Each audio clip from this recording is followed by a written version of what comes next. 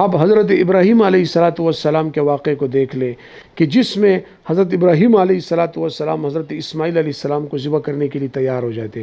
آپ قرآن کریم میں اس واقعے کو دیکھیں تو یہ کیا واقعہ قرآن کریم میں ہے کہ حضرت ابراہیم علیہ السلام اپنے بیٹے سے فرماتے ہیں یا بنیا، اے میرے بیٹے، انی ارا فی المنامی، میں خواب میں دیکھتا ہوں، انی اذبحک، کہ میں تجھے ذبح کر رہا ہوں، فانظر ماذا ترا، تو بتا کہ تیرا کیا خیال ہے، تو اس پر کیا کہتا ہے.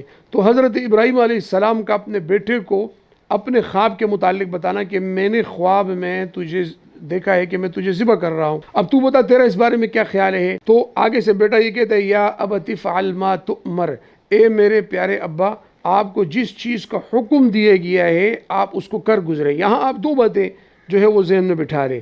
ایک تو حضرت ابراہیم علیہ السلام پر کوئی کتاب یا کوئی کلامی وحی آئی نہیں ہے، بلکہ حضرت ابراہیم ایک خواب دیکھ رہے ہیں، اور نبی کا خواب بھی وحی ہوتا ہے. اور خواب میں کیا دیکھ رہے ہیں کہ وہ اپنے بیٹے کو ذبح کر رہے ہیں. خواب میں کیا دیکھ رہے ہیں کہ وہ اپنے بیٹے کو ذبح کر رہے ہیں، اور اس خواب کو حضرت ابراہیم بھی جانتے ہیں کہ یہ میرے اوپر اللہ کی طرف سے وحی ہے، نہ یہ کتابی ہے نہ یہ کلامی ہے.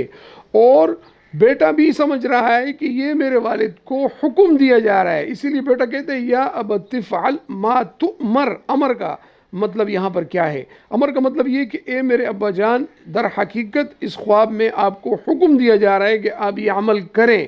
تو یہاں نبی کا خواب اور پھر بیٹے حضرت اسماعیل علیہ السلام کا اس پر یہ کہنا کہ آپ کو حکم دیا گیا ہے، اس سے یہ بات بھی معلوم ہوئی کہ نبی اگر خواب دیکھے تو اس کا خواب بھی وحی ہوتا ہے، اس کا خواب بھی وحی کی ایک قسم ہوتا ہے.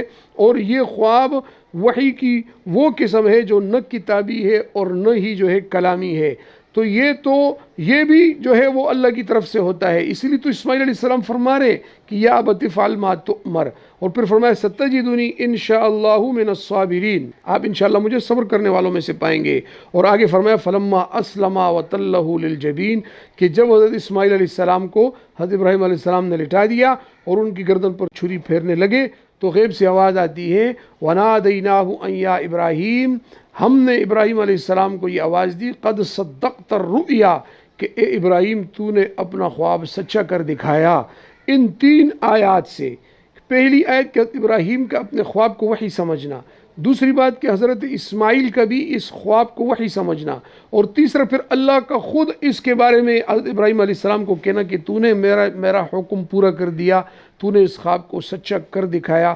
ان تمام باتوں سے یہ بات معلوم ہوتی ہے کہ اللہ رب العزت اپنے انبیاء پر کبھی کبھار خواب کے ذریعے بھی وحی فرما دیتے ہیں، اور وہ بھی وحی ہوتی ہے، وہ بھی اللہ کا حکم ہوتا ہے، اور وہ بھی لازم ہوتا ہے، وہ بھی کتاب کی طرح ہوتا ہے، اور اس کو بھی پورا کرنا ضروری ہوتا ہے.